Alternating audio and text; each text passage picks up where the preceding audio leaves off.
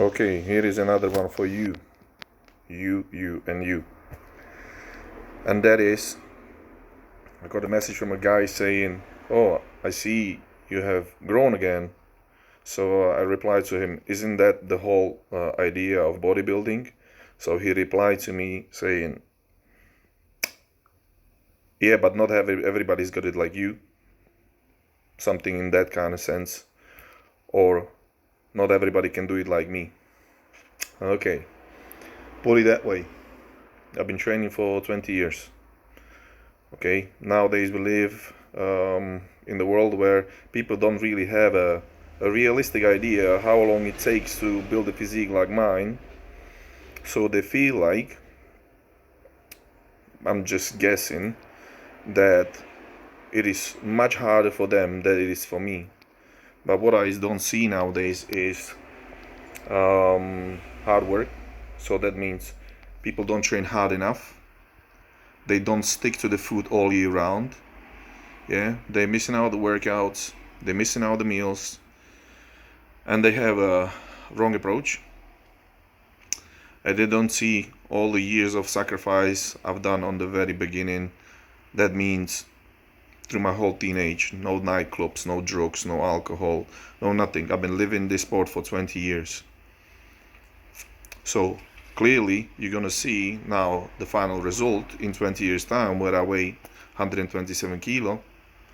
Yeah, but what about the prior? Yeah, all the years prior to that, all the sacrifices in the teenage, all the hard training, all the force feeding on the beginning, until you get it right and you find out what works for you, food wise, training wise. It takes years, many years, and in some cases some people don't even find out. So I can imagine they feel like they can't be like you because you have the amazing genetics. I was never, ever genetically gifted. I was a normal boy with normal genetics. First 2 years of training, you would look at me and you wouldn't even think that I was training. I was just a regular kid who was trying to put weight on. And I've gained some kgs, but mostly fat because my diet wasn't right. Yeah, I was 55 kilo ish, 55, 6 kilo when I started training, and I was only 2 inches smaller than I am now. And at my biggest, I weighed 132 kilo. So, you tell me if I have genetics after 20 years of training, consistently, no nightclubs, no parties, no trips where I don't stick to the diet or anything in that kind of way. You would think that it would sacrifice the progress in bodybuilding is just out of questions. There were periods where I probably didn't train for 2-3 weeks at all, and then, for example, when I left my country and I came to UK and I was looking for a job, yeah, I landed here, didn't know anybody, I only had accommodation, slept on the freaking floor, no heating. I lost 13 kilo in 23 days because there was lack of food, I didn't train, and it was simply to pursue my journey to be a bodybuilder, to find a job, and to be able to afford the food I couldn't afford back home. Simple. And that's just one of the sacrifices. So I even left my country so I can do the sport.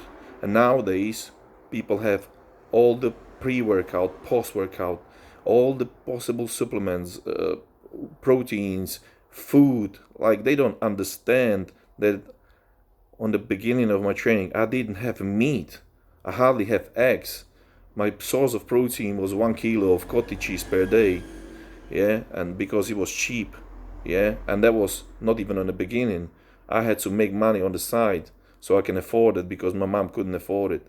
The odd can of tuna.